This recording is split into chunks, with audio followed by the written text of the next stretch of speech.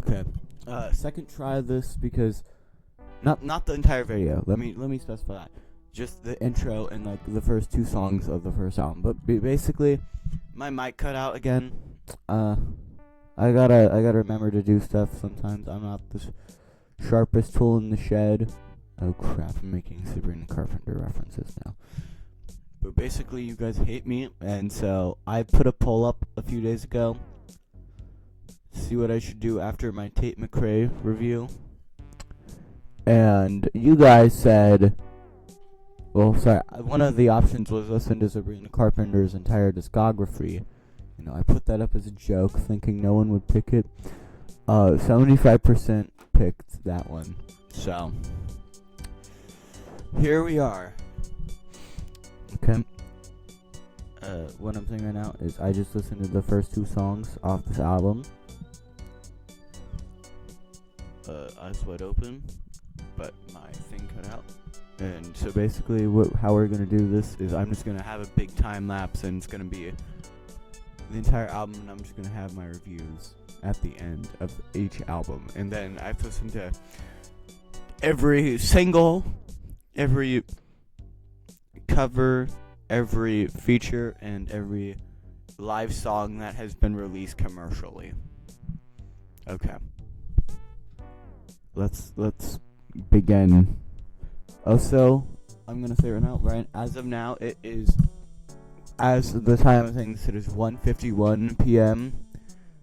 I'm currently technically snowed in to my home. My band practice was canceled. My school was canceled. So, you know, what's a worse way to be isolated?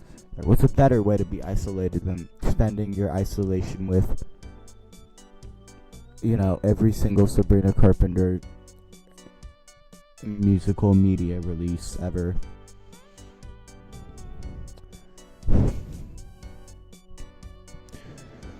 Okay. Let's go.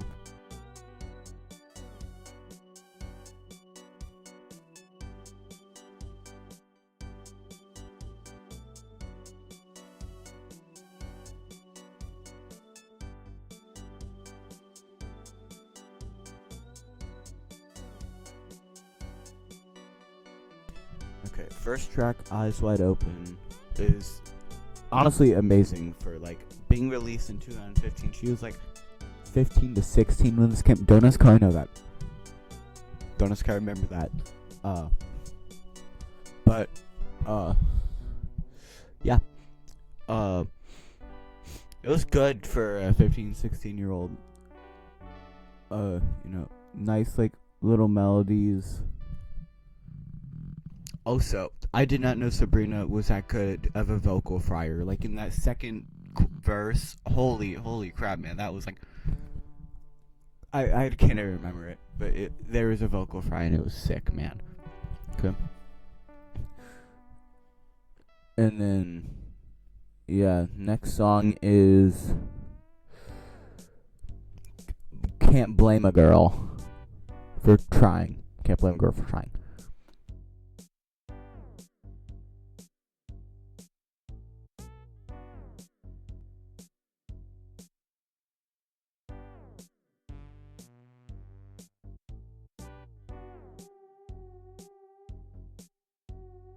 Okay, not disappointed at all. Can't Blame a Girl for Trying is definitely a nice song. It's like folky. It's kind of like, it reminds me of Fearless, the Taylor Swift album, kind of.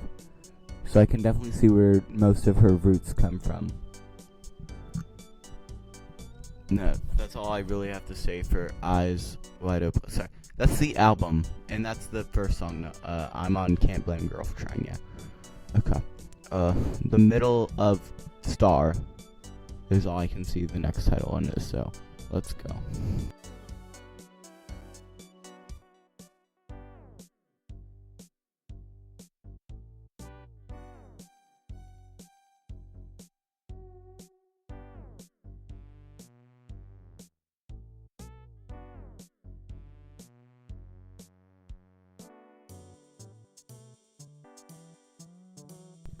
Okay, that one was good too. That one was like kind of like a Bruno Mars sounding song. is a break from her more Taylor Swift sounding earlier too. I like that one. That one was like, that one was sweet. Crap, making more references. Here again. So these are. I'm posting these after the time lapse. The next time lapse, I'm gonna have a cup of gel with me because I need caffeine. I'm like kind of tired right now, so I gotta go get on a caffeine rush real quick. So yeah, I'm gonna take a 2-minute break from Sabrina Carpenter. Then I'll be back. Okay, next song will be The Stars, probably featuring someone or something. It has parentheses, so.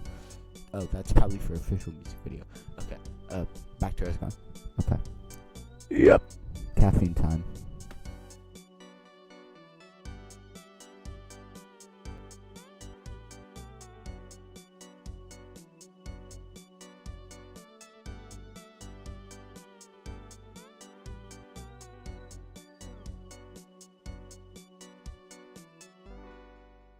Okay, that one was just a nice, short, sincere pop song.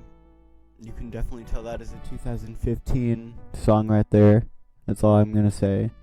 That is like, that sounds like you would hear it in it's like a makeup commercial for sure.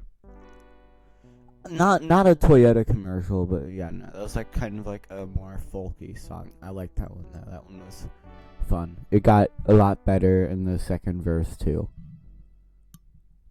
Okay. Two Young Hearts, let's go.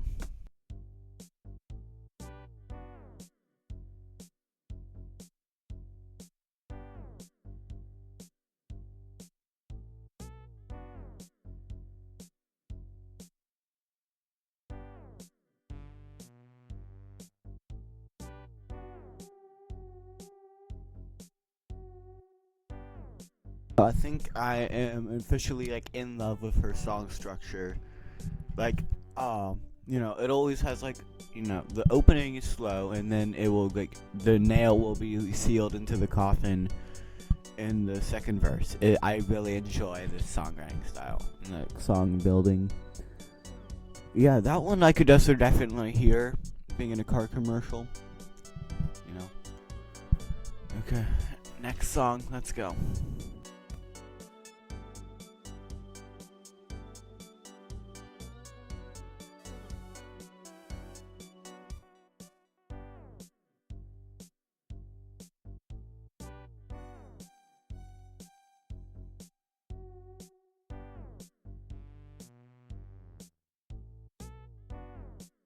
Okay, that one by far has to be my favorite off this album so far. That one was so fun.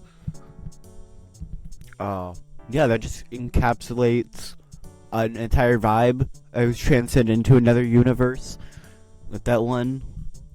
Yeah, I really enjoyed that one. Okay, let's get on to next track.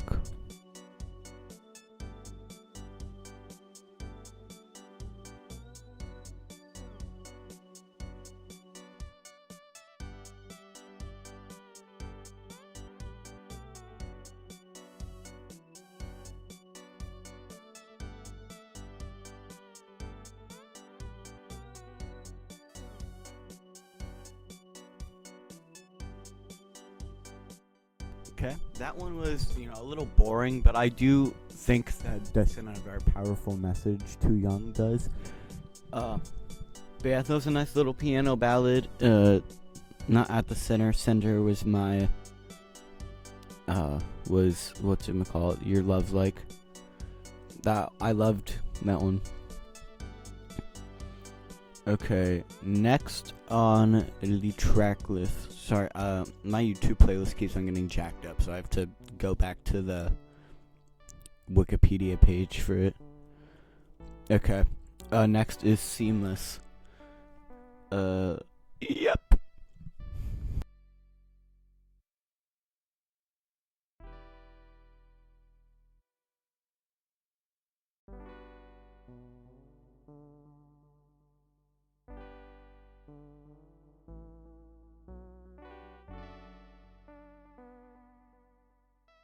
That was seamless. I had to pull out my acoustic guitar right there. Nicknamed Juno, yes, after the song. But yeah, no, that was, honestly, that one was fun. I like that one. Not as much as Your Love. I think that's what it's called, right? Or is it? Yeah, Your Love's like. But yeah, this one is Right Now. I did hear a bit of the beginning when I went to go end the time lapse. Also, I think I'm gonna change up the format for the next like albums and EPs and singles and covers. It's a long video, okay? Right now we're gonna do Right Now, and then yeah, Right Now. Let's do Right Now. Yeah.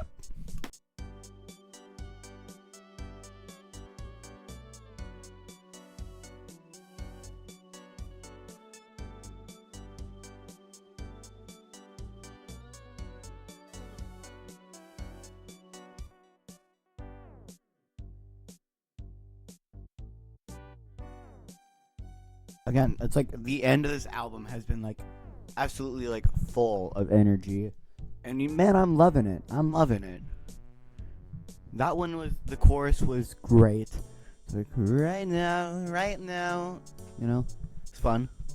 Now I realized when I was singing it right there, it does kind of resemble "Don't Waste Your Time on Me," but you know, "I Miss You" by Blink-182. That is kind of, it does kind of resemble it. Like, that's like the happy version of it. Let's go, guys. Tom DeLonge, no more Yed. Sorry. But yeah. No, that one was really good. Next is Darlin' I'm a Miss. Why'd I say that in a country accent? I get that I'm Southern, but I don't have to say it like that. Okay. Darling, I'm a mess. Let's go.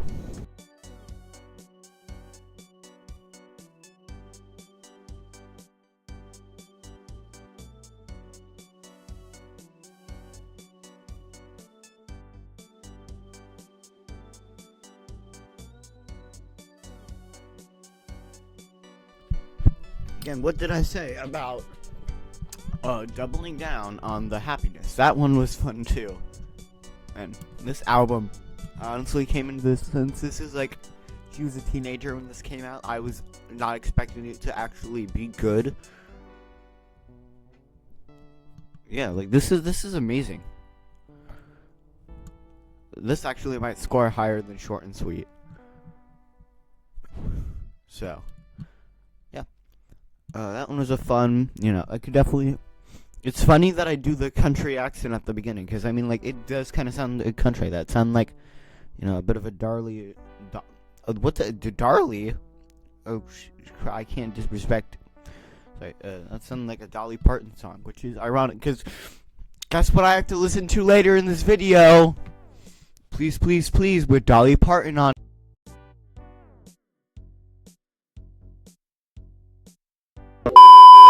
Screaming in the background. So I hope it's not. I hope she was lying to me to divert my expectations. But yeah. Also, I will say later in the video, if any of the albums I listen to have a deluxe album, I will be listening to the deluxe album. Meaning, yes, I will have to listen to Short and Sweet again. Meaning my review also might change a bit. Okay. Let's go into our second to last song, White Flag. So she's surrendering, I guess. Let's go.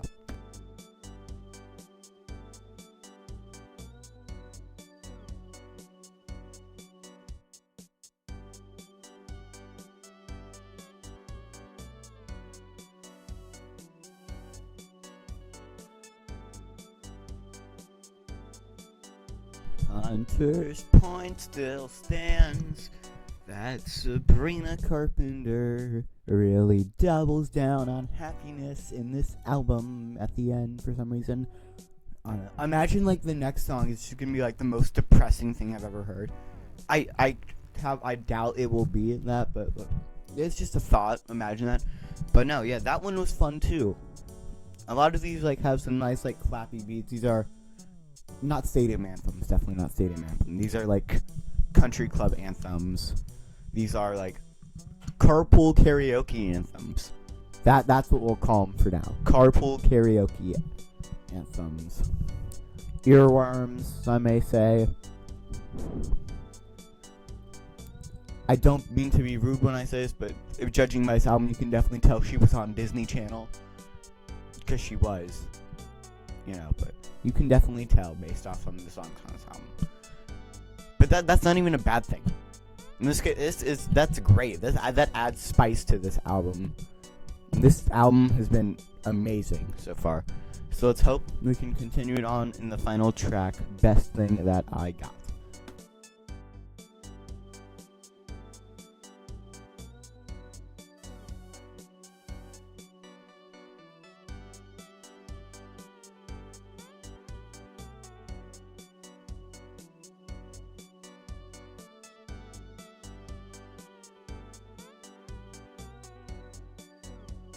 And there we go. A first album done, and Sabrina just hit a hard nail in the coffin. That was an amazing closer, actually. I take back what I said in the Tate McRae video on you need to take notes.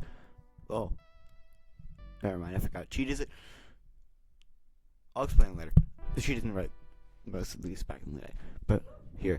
That's how you do a closer right there for an album like that. You either settle the mood down, or you keep the vibe and go with it till it dries, and that net did not dry. That was some juicy ribs. That sounds really bad. But yeah, okay, we're gonna change the format up next album. So yeah, so we're gonna do just a big giant time lapse, and then I'll take notes during it, and then at the end that. But yeah, so let's go back to reviewing that album. You know what? If you watch pretty frequently, you know how the Beanie scale works. I think this album will be the first ever non-whole number.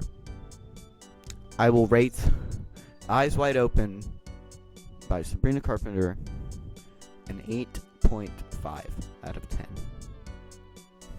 0.5 higher than its predecessor. Well, not predecessor. This is her first ever album. 0.5 higher than Short and Sweet. Short and Sweet might be bumped up. Remember, I have to listen to Deluxe. Yeah. That was an amazing album right there. That is how you do a pop album. And again, that's coming from a rock fan, so if you have opinions, disagree in the comments, but okay, we gotta get on to our next album, Evolution. I'm gonna assume that's how you pronounce it, I don't know. I think the one time I've seen the cover, EVO is capitalized. I don't know, though. Either that or it's just Evolution. But yeah, next in the Sabrina Carpenter chronologic new format for the rating system. Not rating system, for the listening system. Let's go.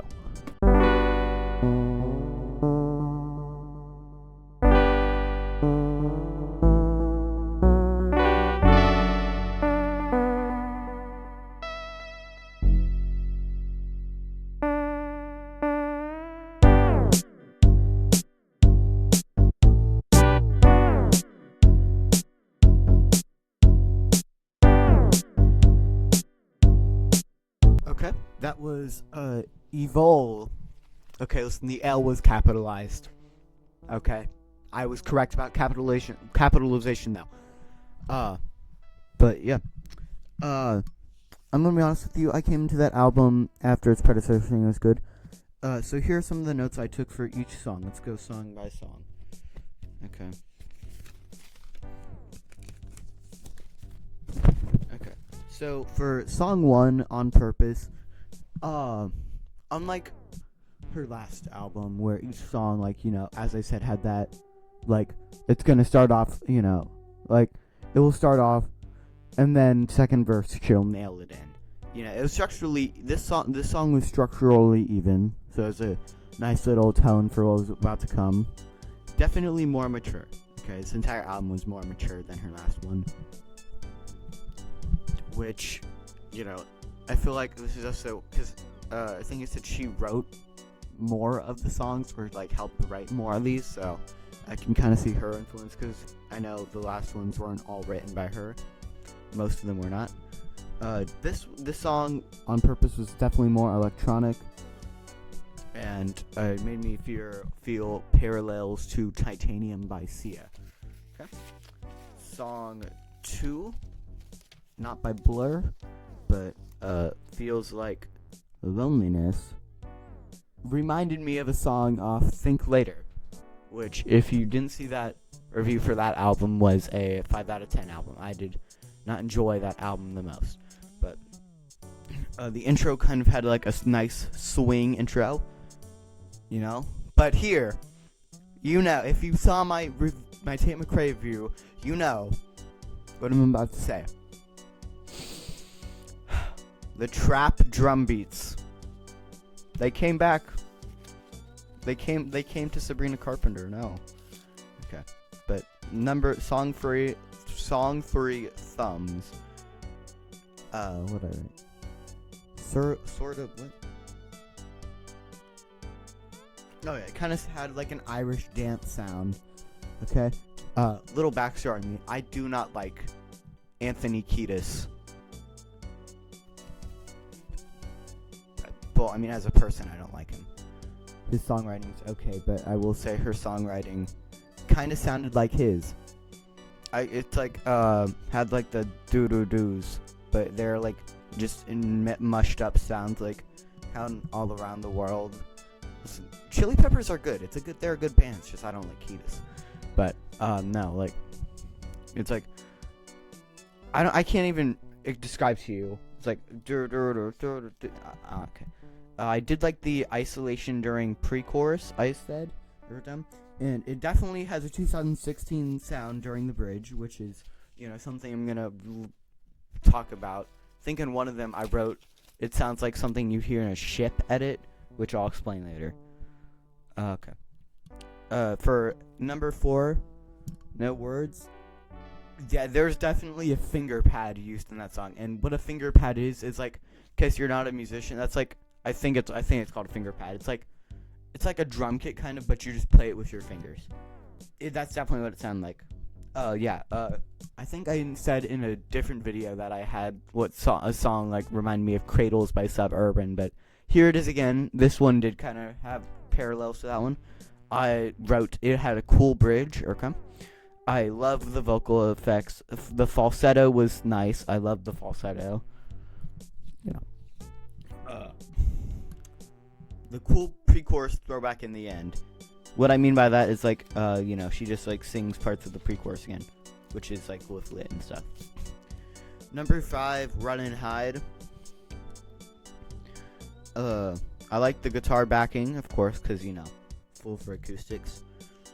The vocals, there was definitely vocal slurring in the chorus, which isn't bad per se. It just like felt from a left field, like I don't remember how it goes. It's like, I don't wanna, or something like that. Yeah, it definitely had an acoustic atmosphere, and it was a little boring. Song 6 is Mirage. Definitely of its time. Okay, definitely of its time. The backing synths were nice. It had a cool chorus, but was a little boring. Okay. Song number 7, my favorite off this album, Don't Want It Back. Sounds like a ship song. That is what I wrote. Basically, like those ship edits you would used to see, where it would have like the most generic 2016 pop song, like what was that one called? Like In the Name of Love, like that one. That's a ship song for sure. This is what this song kind of reminded me of. Or like Kesha, 2012 era Kesha. Energetic, yes, definitely. Correctly uses trap beat. I'm so proud of you for using the correct use of trap beat. Tate McRae, listen to this song and get back to me if your trap beats. Yeah, and then I also wrote favorite so far, and it ended up being my favorite. I also, I guess, drew the 1x1 album cover from Foo Fighters on it for some reason. Number 8, Shadows, piano ballad. Kind of. It was kind of piano ballad. nasally chorus. Okay, I think this was just like, I don't know if it was in each chorus. I think in the first specifically, she had like Tom DeLonge level nasal. Okay, there's like a part in it where she did. A little boring. Yeah, this album was a little boring for me to go through. Number 9 was Space. I did like Space. I liked It was slow to fast. Listen, I'm no expert, but I'm pretty sure there was a BPM change in like the middle. I think there was. Sure. So I wrote cool BPM change. Whisper post-chorus is fun. And I also just wrote down fun as well. And for the closer, All We Have Is Love, where she talks about literally destroying her home, and she wouldn't care at all if you destroyed her home, which was kind of funny to me. But I mean, you know, it's still, that's sweet what she was saying, and of course, but like, I'm not sure if you guys know the radio station K-Love. I know I do for sure, because I have a very Christian grandma. So she refuses to play any other radio station in her car. You know, sometimes I want to listen to Green Day in her car, and I have to listen to that. I think I got her to play Alt 102.1 like once. But yeah, definitely not the strongest closer. But yeah, also, and in case I didn't specify, that song sounded like I was on K-Love. I said I was talking about K-Love. I don't know if I said it sounded like it was off K-Love. That sounded like a K-Love song for sure. Okay, you know what? On the Beanie scale, it wasn't a bad album. It was just kind of boring. Definitely not her strongest. Definitely more mature than the album than its predecessor. I'm gonna give that one a solid like 6.5. Well, no, 6. I'm gonna give it a 6. Yes, yeah, 6. That seems right. 6 on the Beanie scale for evolution. Evolution. You know, however you say it. It's probably just pronounced evolution. It's just wrote like that. Okay. But on to our next album, which is Singular Act 1. Let us go.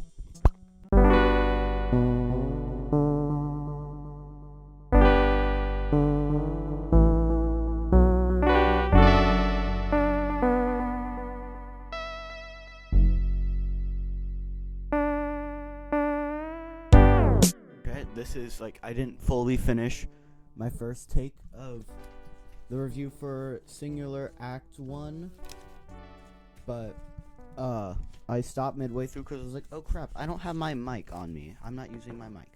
So let's restart the review.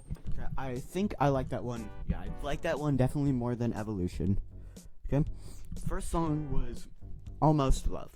It was fun, you know. I like the samples, you know. Had that like, I know how to say this. It had the Subway Surfers whistle.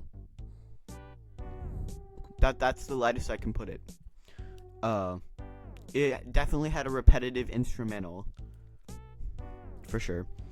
Almost Latin sound. You know, it kind of had the like Latin drum beat. Not really. Well, no, it definitely did not have a Latin drum beat. It didn't have the, you know, but yeah. Okay, song number 2, Paris. A cool starting bass line. I enjoyed the bass line at the beginning, and it was a little trappy. I think I heard Jingle Bells in the background. Not the song. Not the...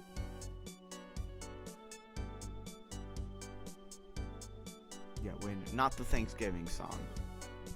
Not the Thanksgiving song, but yeah, just I like the instrument. A little generic. Yeah, it was a little generic for its time. Still generic to this day. That genre kind of hasn't died down.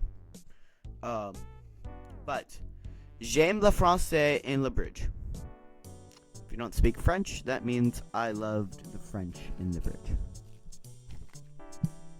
I forgot what the French word for bridge is, so I just put bridge in English. So don't go telling people that are French that the word bridge in French is bridge. Just a disclaimer. Song number 3 was Hold Tight. Different from the norm, definitely. It did have 80s sounding backing. It had a feature, and I enjoyed the feature. Sabrina, as much as I hate to say it, you were definitely outshined by your feature in that song. He was It was just he just fits so well into the song. I enjoyed his rapping. That was fun. Yeah. So it was a really good use of him. That sounds really bad. That was a good use of him. But and song number 4, "Sue Me." I was not the biggest fan of the first verse melodies, because it was a little she could have worked on how she did the melodies and stuff, but it's okay. Not everything has to be perfect, and maybe a lot of people liked it, so I'm just weird. The chorus was fun. I loved the chorus. So sue me.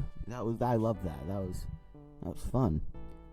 Good transition in the chorus too. That's very important if you want a good structure to have a good transition to your chorus. That was my favorite so far. And then it got beat out. Also, I'd like to mention, I don't know if I said this already, I also did the JP version, which is Japan. So this is, not. That's not the songs in Japan. That's not the songs in Japanese. That just means the extra bonus tracks. Why do I have to specify that? Next song, "Perfect," spelled PRFCT. Hi-hat is a little annoying. There is a very blaring hi-hat in the song, and it was not the most interesting. Song number 6, "Bad Time." Let's see. It was a really good. I liked the chorus, but it did not fit that well. It did not fit that well with the verses, and the transition was not the smoothest. Sounded like "Ghost" by the Mystery Skulls, if you guys know that song. Sounded like a back-to-school ad. Sorry, but that has to be one of the truest things I've written down so far. That was very true. It was like, this definitely sounds like something you hear in a Walmart or Target back-to-school ad. Again, of its time. That was like a big thing of its time. Song number 7, "Mona Lisa." Cool transition. I don't know what I meant by that. I'm not saying I disagree with what that was. I'm saying I don't know if I meant into chorus or into the song. But I love the chorus. It's enjoyable chorus and metaphors like the "Don't leave me hanging like Mona Lisa." That's not how the song goes, I think, but I think that's what she said. Reminds me of $1 Million Baby. The chords do. Okay, the chords do. The song does not sound like $1 Million Baby at all. Let me specify that. But it had the chords. Okay, I can't disrespect my boy Tommy Richmond. He's a VA legend. Okay. Song number 8, which is the closer on the regular version without bonus tracks. Beginning reminds me of an iPhone ringtone. Yeah, I remember that. There's a part in it that kind of reminded me of that. I can't even remember what the iPhone ringtone is. Kind of just sounded like a ringtone. Sensible closer. Yeah, I mean this one actually made sense to be a closer. Not a big fan of the na-na-nas. I think that was in the verses or something. Gets better over time. It definitely does, and I do respect the track. Now, here is my favorite right here. Singular Act 1 plus Japan. Number 9, "Alien." I loved the electronics in it. It was very funky. The brass in the background was cool. The brass instruments. Cool chorus. I liked the chorus. "Return of Finger Pad." I was raving about the finger pad and during my Evolution review. That was my new favorite. Not because, let me specify, not because of the return of finger pad, but still. Okay. Song number 10. Well, no, a lot of these are some mixes, so I'm gonna say a bunch of the same stuff. "Almost Love" mix. "Almost Love" is the first song on the song. I'm just not gonna say it's the first song on the song because it doesn't really matter. It was very electro jazzy kind of.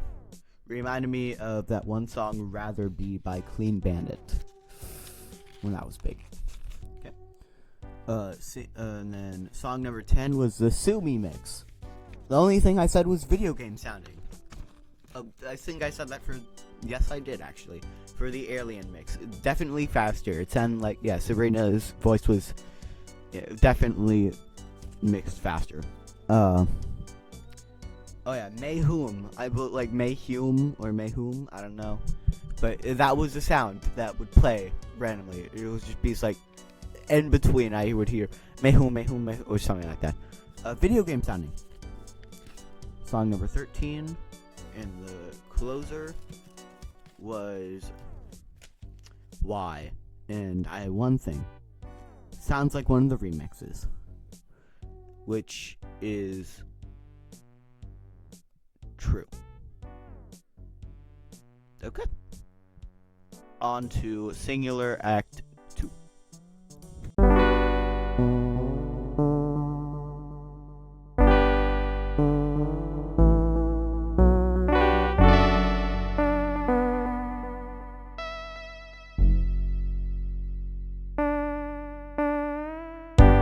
Start this review. Let's do another time check. It is currently 6:10.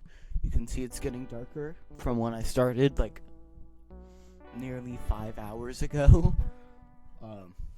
What album is this? I know. Like, what number album am I on?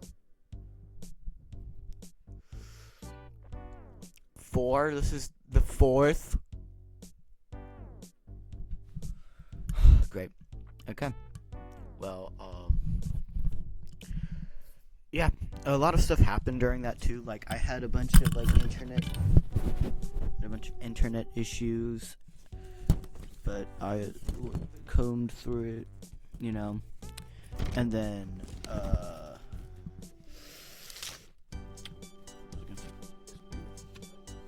check, yeah, okay. I just had to make sure my mic was working actually.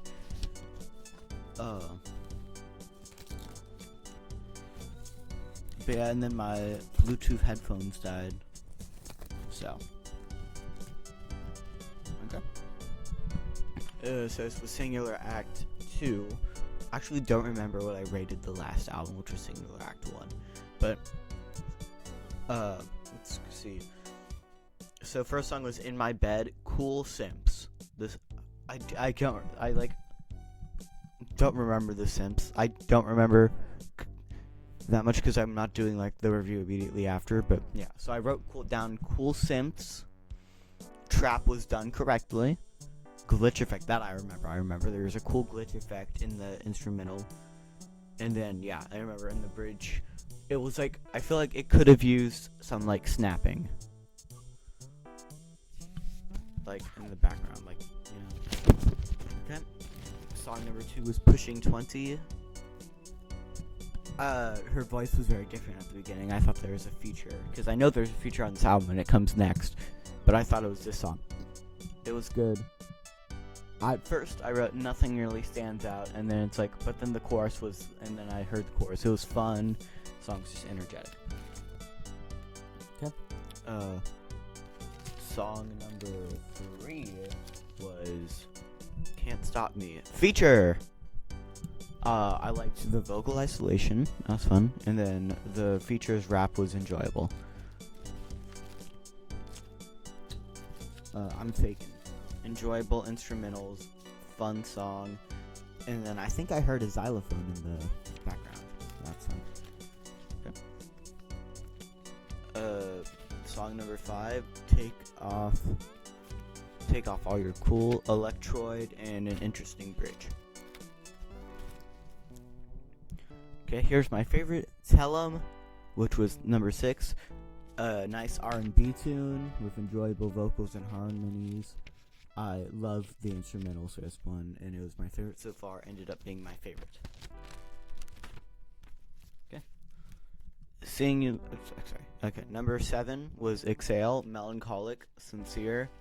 And then the end muffle was honestly amazing. I liked it because it's like, in the chorus, it's just her like talking about being able to breathe and stuff. And it like sounded like it was like, that's kind of what it was like. It's like kind of someone breathing in the end, so I liked that. That was fun. Okay, song number 8 was Take You Back, which was, a fun break from the slower tempo songs. And again, you guys know I love slow tempo songs, but you gotta bounce back from them at some point. You can't have an entire album just be sad. So, and it was fast paced. The closer for the non-Japan edition is Looking at Me. It was very Latin sounding. Yes, I remember that. In the background, it sounded like mariachi, the mariachi bands. Definitely a dance song. You can definitely hear this being played, like, in a, like, what I say, club? I don't know about club. You can definitely be played at somewhere you can be dancing, but like a bar maybe.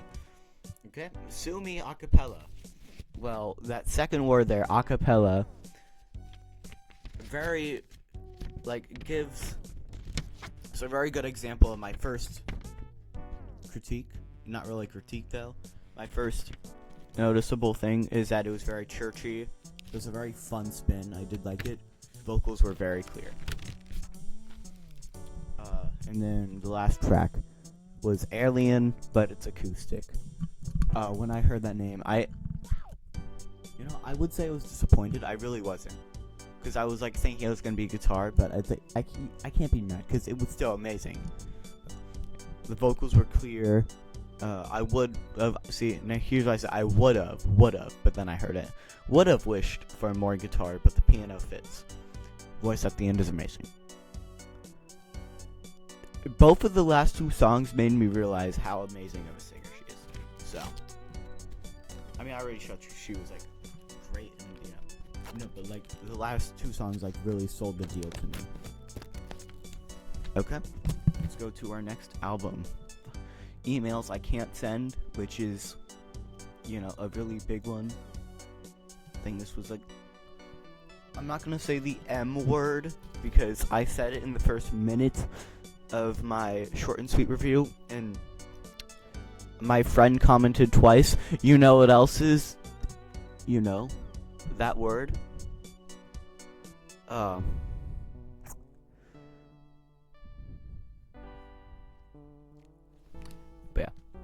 yeah. Next is Emails I Can't Send. Let's go. Hold up. I just realized I forgot to say what I rated Singular Act 2. I got a 7. 7 on the Beanie scale. Okay. Emails I Can't Send / Emails I Can't Send forward. Let's go.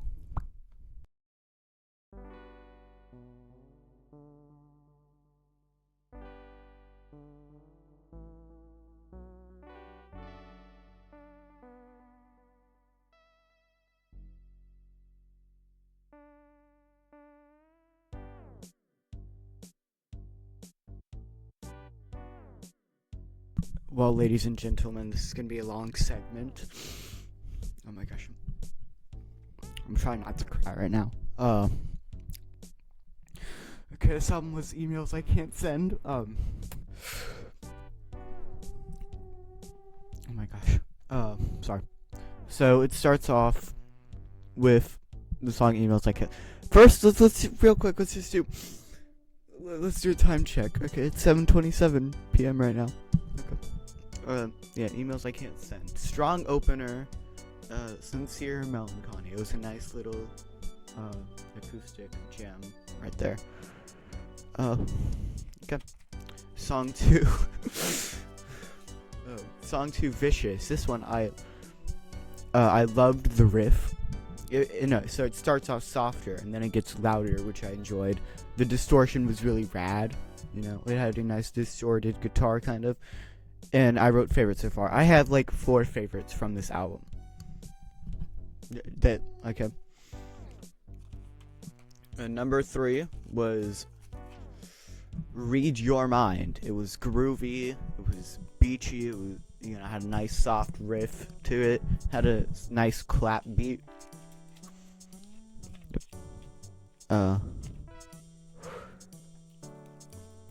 Tornado Warnings is number 4. The beginning kind of reminds me of that one song, Got You Where I Want You, because you don't know, it's like, ooh, I got you where I want you again, or something like that. I don't know if that's the right lyrics or something, but that's got to kind of remind me of. Very melancholic, sorry. Had a nice R&B-esque to it. The bass is fun and groovy.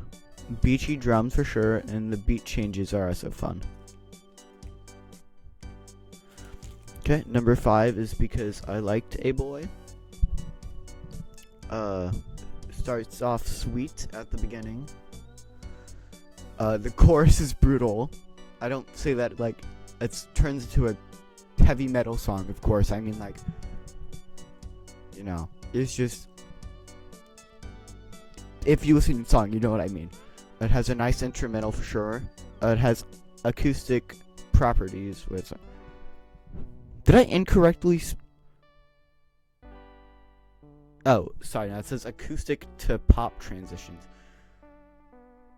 Okay, acoustic to pop transitions well, because it does. It really does in this song. Okay. Song number 6, already over. Fun instrumentals, and then it had 2 esques to it. It had a lo-fi esque, a nice lo-fi esque. Also kind of had a country feel to it, you know, like back in her roots. To With Eyes Wide Open, not the song, but the album, kind of. Cool isolation bore, second chorus. Okay. Number 7 was How Many Things. Okay. Has a nice acoustic start. Melancholic, of course. I always love melancholic. Chorus hits a little personally. You know. I love the melodies before the second chorus. It sounds like she's going to cry. Now, that might sound like it's a bad thing, which is not. That just adds to the sincerity, which is also why I wrote very sincere, tied with vicious. That is my. It's another one of my favorites off that album right there. Number 7. Number 8 is Bet You Wanna. It's very groovy. The clap beat is amazing. Funk vibes, you know. Number 9 is Nonsense. You know, it's the big one off this album. I have a lot written down for this one. Very beachy. The trap was done correct. Tate McRae, take some notes. Self-aware with the octave lyric, because she literally changes octaves. You know, probably that's another one of my favorites. Summer song for sure. Very lighthearted. Well, lighthearted's good, right? When I wrote lighthearted, what I meant was like, well, you know, it was just sweet. It was a sweet song. Yeah. Also, my answer to the pop quiz. 20.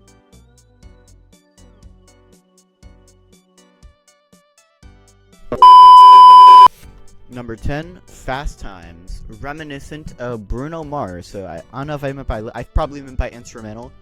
Like, you know, I love the chorus harmonies. City sounding, like city pop kind of. Oh yeah, sick ass solo. That was a sick ass solo. Okay, I didn't think you had it in you, Sabrina Carpenter. That was a sick solo, man. Or woman, if you prefer woman. Yeah. But yeah, it comes together greatly at the end. Okay. Number 11 is Skinny Dipping. Kind of nostalgic. For the record, I wrote that before she says the words nostalgic. Okay? Don't think I wrote that after. I wrote that before. I called it. You remember when I said I think things and say things into existence? It's another instance of that. Okay, I also wrote down sincere. I love the verse build where it's just like her having a conversation, kind of. That was just sweet. That was fun. And then I also wrote isolation gave me goosebumps. So the thing is, since I'm doing like these really long time lapses, they actually go by way faster. You guys probably already noticed that. But there is a scene in the time lapse where I'm like showing my arm, but you probably will not see it because it like goes by in a split second. Oh yeah. Song number 12, Bad for Business. The guitar backing. Sorry, I love the guitar backing. Okay. In the chorus, I love the guitar backing in the chorus.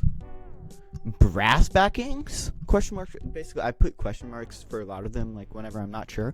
But that's kind of what it sounded like. I liked that. That was like a cool little thing. I also wrote sweet. I wrote sweet for a lot of these. Short and sweet. Okay, sorry.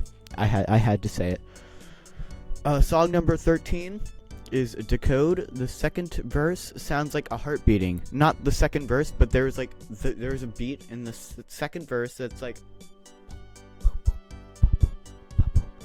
you know, a good closer. Okay, and now we have like 4 more after this for this album because I did forward too, but this is like, you know, it's good for the original album because the original album didn't come out with a. Well, the original album didn't come out with a deluxe edition, so I love the guitar plucking near the end. The laughing at the end makes me feel a weird sense of nostalgia. Okay, let's get into our bonus tracks now. And then I also ran out of notes, so I had to write them on blue sticky notes. Okay, song number 14 is Opposite. Really degrading lyrics. Okay, it was sad to listen to this. She just needs a hug at this point. That was very hard to listen to. Melancholic, of course. Emotional, personal, semi-relatable, you know. Number 15.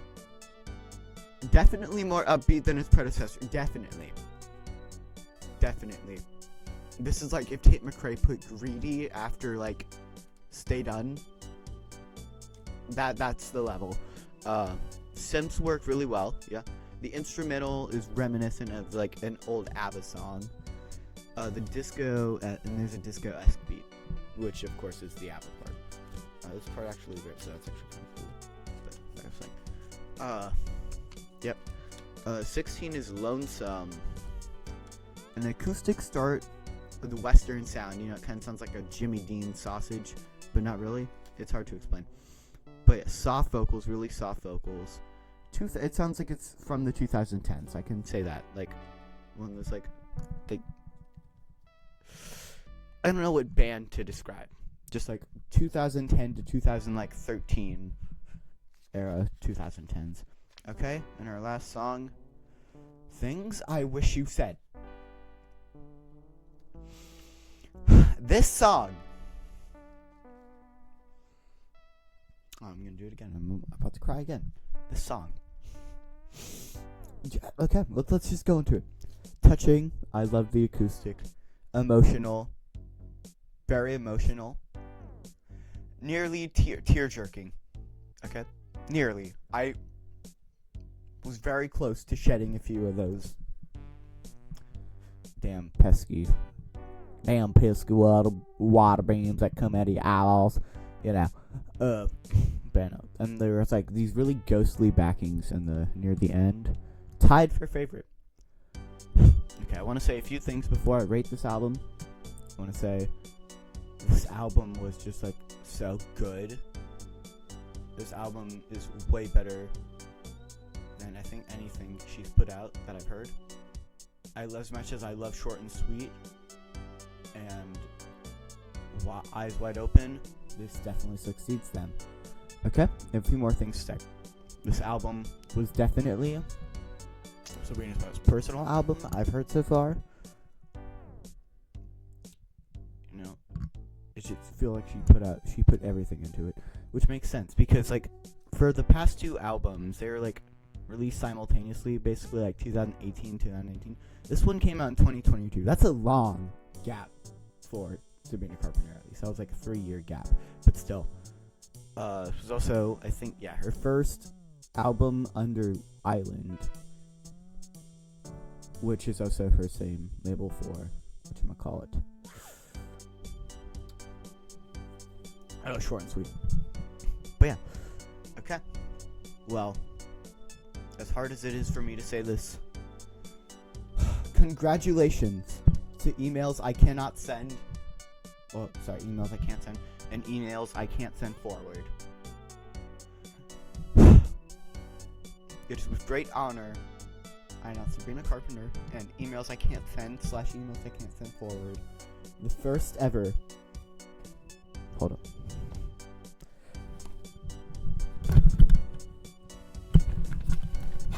The first ever sailor hat. This album is a 10 out of 10. You heard me. 10 out of 10. Since I'm dressed up as Steve from Stranger Things in my profile picture, I feel it's fitting that a 10 out of 10 should be celebrated by this. And you know what? I lied, it's not a 10 out of 10, it's an 11. This album's an 11 out of 10. This album broke the Beanie scale. I don't know how, but it broke the Beanie scale. Every song. And every song. You think it's gonna be boring. Every song just hits so hard. And I just can't deny it. I can't put it at a 9.9 I can't be a tease. I can't put it at 9.99. I can't. I just can't. This album, it's just too good. It's not even a perfect. It's an 11 out of 10. Listen to this album. For me. For you.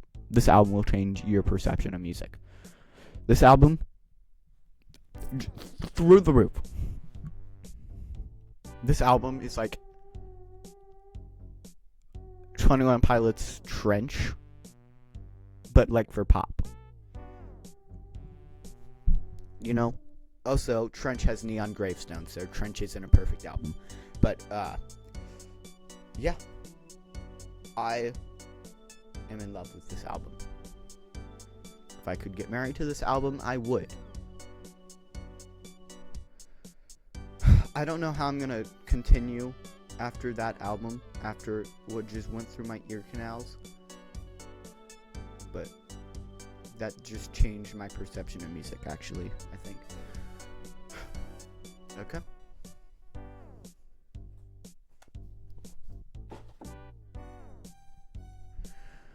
Let's go on to next. No, Short and Sweet Deluxe is not next, but next is Fruitcake, which is her 2023 EP. Let's go.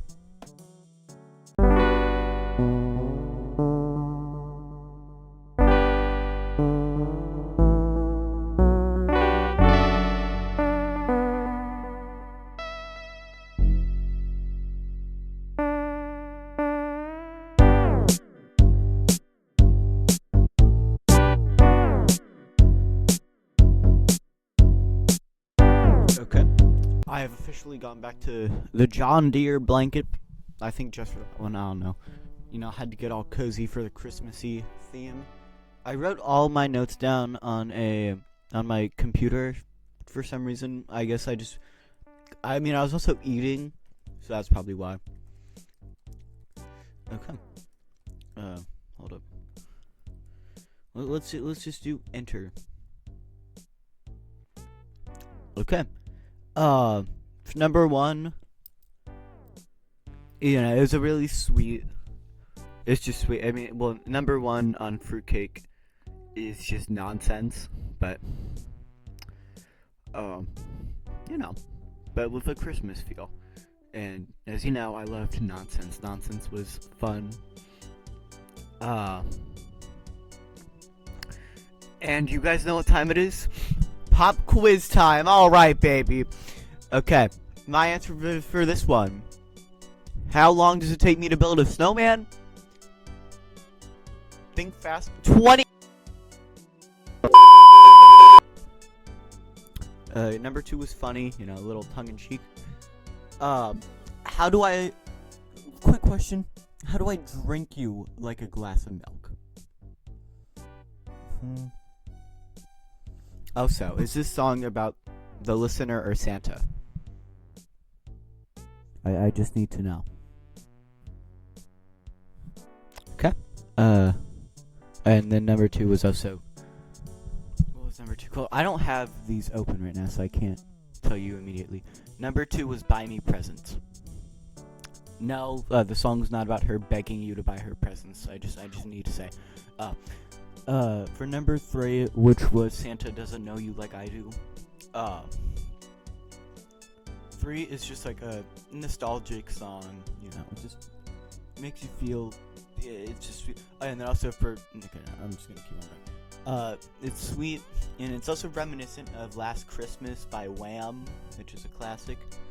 I didn't really have that much for number 4, because 4 was Cindy Lou Who. I just wrote down melancholy, atmosphere. And for number 5, oh yeah, there's 6. Number 5 was, is it New Year's yet? My singular thing I wrote down is shopping mall-esque. You know, it just sounds like something you hear in a shopping mall. And then 6 was just Nice Banana Classic, because it was White Christmas. But I just want to say, there's a very, like, there's like a part in the song where she like gets very aggressive about the certain word white, and it's only once. It's like, and may all your Christmases be white! You know, she didn't scream it out, but she was like, be white! And I'm like, why are you getting so angry about it? I'm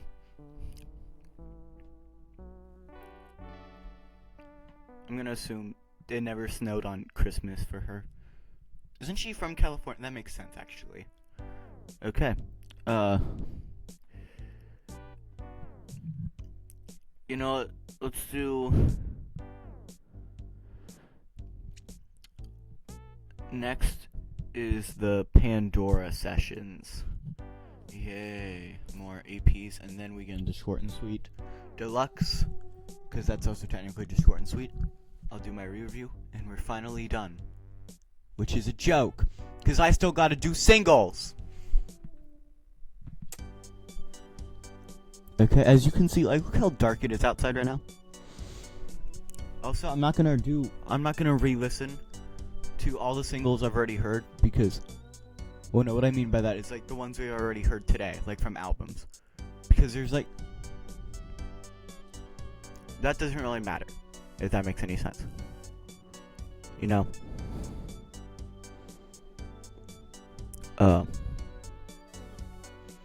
But yeah, no, she has like some that I don't think were released on any albums, so I'm gonna have to listen to those. Like, Skin. I don't think that was on an album. I don't remember it being on an album. So, let's go to Pandora Sessions Live. Whoop! Guess what? I forgot to rate Fruitcake. Let's just go. Album was 7.5. I can't rate it higher than like short and sweet, because I love short and sweet. It definitely will not be higher than emails I can't send. Imagine me rating a 6-song Christmas album higher than emails I can't send. Imagine if I gave that a 12 out of 10. Imagine if I just gave Fruitcake a 12 out of 10. No. Fruitcake's got 7.5. I think that's acceptable for it. It was good for what it was. It was just sweet. Pandora time.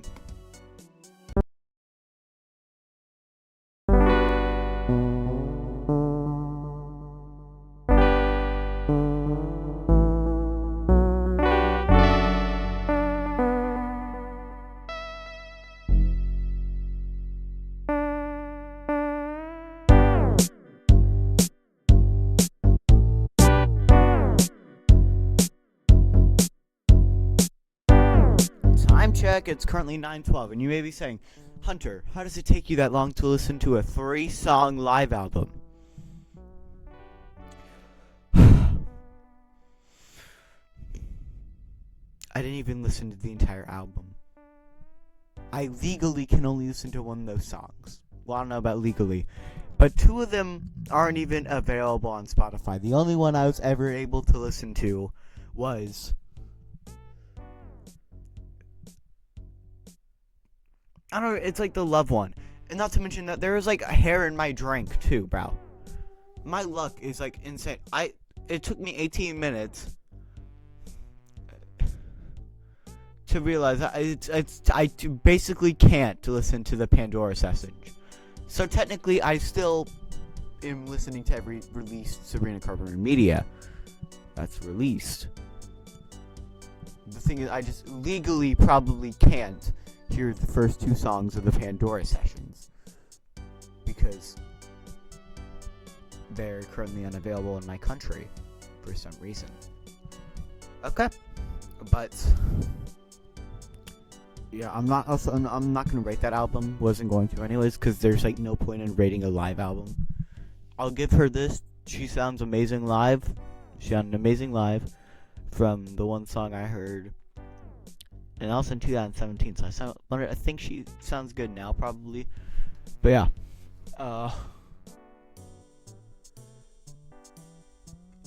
yep. Okay. Let's do short and sweet deluxe now. And then I also have other stuff from short and sweet to listen to, because I also have to listen to Needless to Say, which is on the digital limited edition 1 bonus track. Am I gonna legally be allowed to listen to that one? Or is that one also illegal to listen to without paying? I don't know. I just gotta listen to the taste demo. And, yeah, and then there's the deluxe stuff.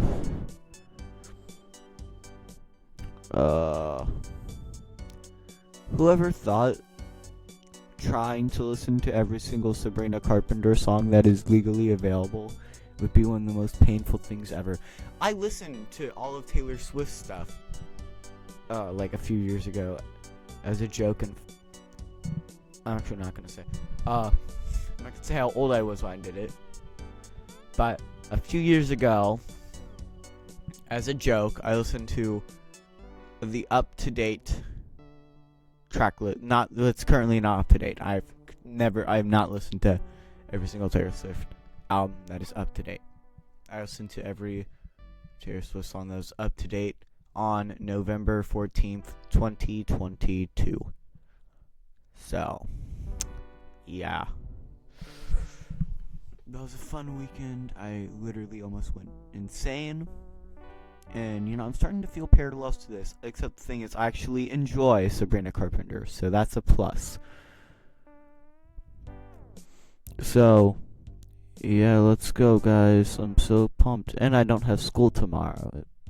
So, I can technically stay up till midnight doing this. Do I want to? No. Will I probably end up doing so? Yes, because it is currently 9:16.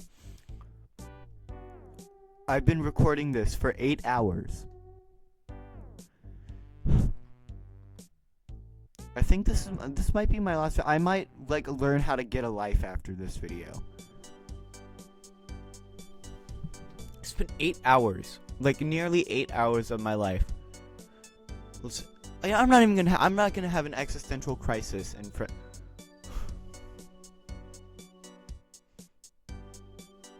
I'm just not gonna have it. Also, for the deluxe edition, I'm probably not gonna do any special stuff for the first 12 tracks because I've already heard them all, and my review for them is already up.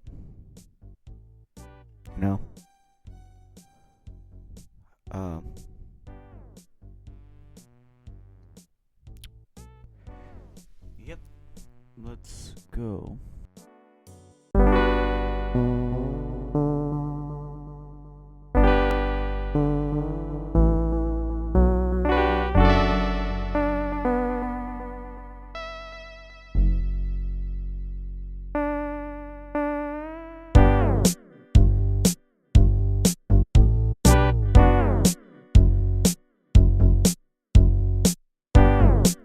Okay, guys, it's me, Hunter, back 1 hour and 6 minutes later.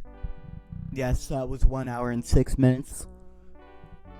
It's currently 10:28 now, so I've literally almost been in here for 9 hours doing this, which is lovely.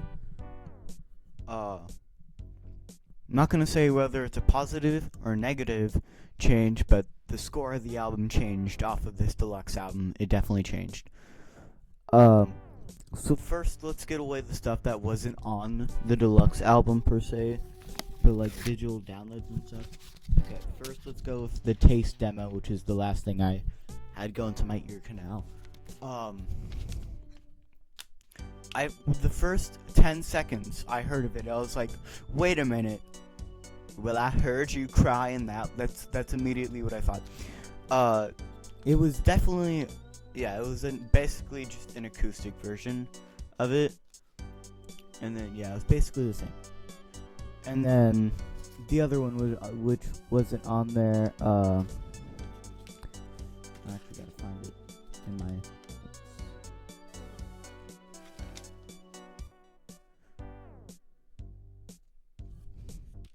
I think it is Needless. Wait, is it? Okay, yeah, it's Needless to Say.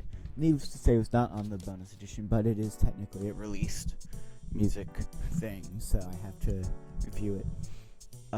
Needless to Say, I wrote it was sweet, sincere, and had nice melodies, because it did near the end. Okay, but now it's time for the good stuff. Okay, first song that is new off the deluxe album was 15 minutes. It was nice and groovy. It had I loved that bass line. Yeah, it was very energetic. I'm trying to read what I wrote here. Yeah, no, there was like, I can do anything in 15 minutes, and then like in the background, it was like Sabrina Carpenter singing in the background. She's like, sure can, and it was really funny, so I wrote that down. Next is... not that one. Well, I mean, I know next is the Dolly Parton one. Next is Please, Please, Please, featuring Dolly Parton. Holy crap. That was good, honestly. I don't know if I like it more than the original, but first thing I wrote, love Dolly. You can't hate Dolly, man. Like, if you hate Dolly, what's wrong with you? The beginning, I will admit, does sound like Jolene a bit, which is, makes sense, because it's, Dolly Parton. I do love the aesthetic. So I fall for, 'cause I like the aesthetic. I almost cried over that one again. Nice country spend, because, Dolly Parton. I liked it. Dolly did fit really well in that, and you can tell that they were both enjoying themselves. I ripped a bunch of my paper too, I will say.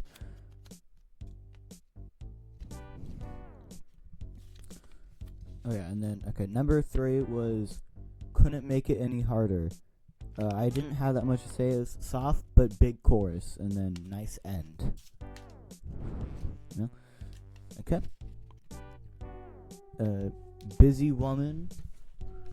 Here's what I wrote for this one. A nice drum beat. I liked the drum beat. It was fun and energetic. And for bad reviews, our last song off the deluxe album. That's it was sweet, it was catchy, and it did have a country X to it. And that is it. Is what a fool would say. I'm still probably going to be here for another 2 hours because I have to do singles now. And singles include features. Please subscribe. My suffering's real. My torture is true. Okay. So I'm currently on the short and sweet Wikipedia page right now too. So we got to go to the Sabrina Carpenter one so we can get into the Sabrina Carpenter singles. Yeah, breakthrough with Disney. I don't care about her breakthrough with Disney. Yep. How many songs did she feature in? I was like, wait, she has 500 songs? Oh.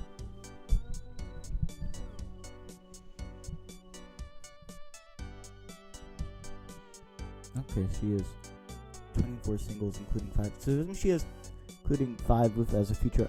So does that mean she has 9? Or also, wait, what's a promotional single?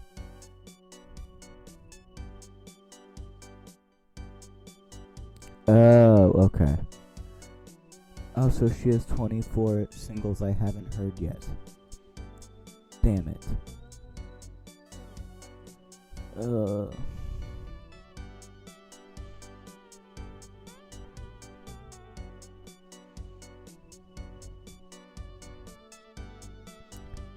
You guys love to see me suffer, yes you do.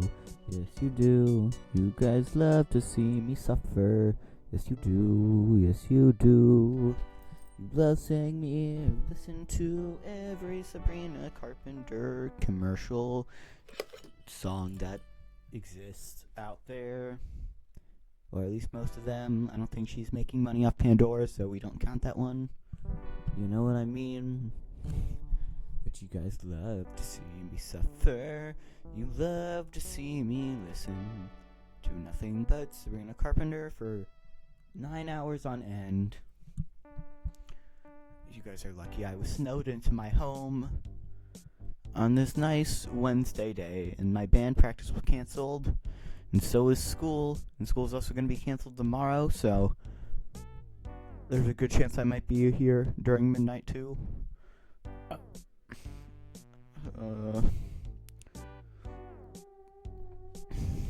No, bro. Imagine Sabrina Carpenter's watching this. That'd be like the craziest thing ever. YouTube. Okay. So I've already heard Can't Blame a Girl for Trying. I've already heard The Middle of Starting Over. I've already heard We'll Be the Stars. I've already heard Eyes Wide Open. I don't know if I've heard Smoke and Fire.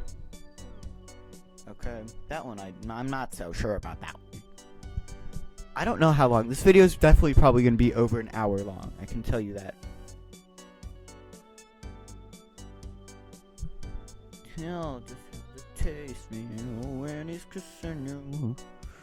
Okay, Smoke and Fire, Sabrina Carpenter. Please tell me I've already heard this one.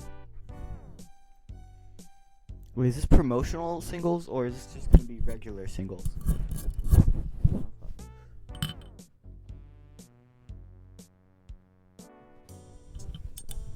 This is singles as lead artist, so I might be here for a while, guys.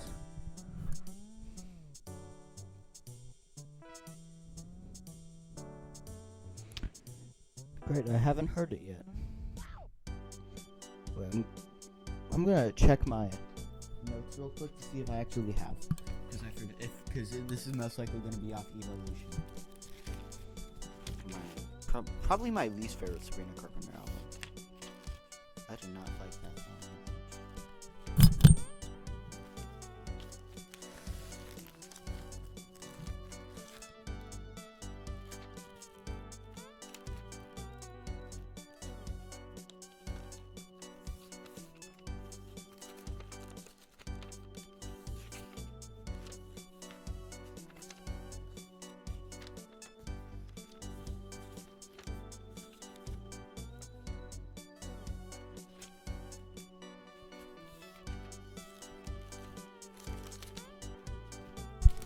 Okay, no, it was not.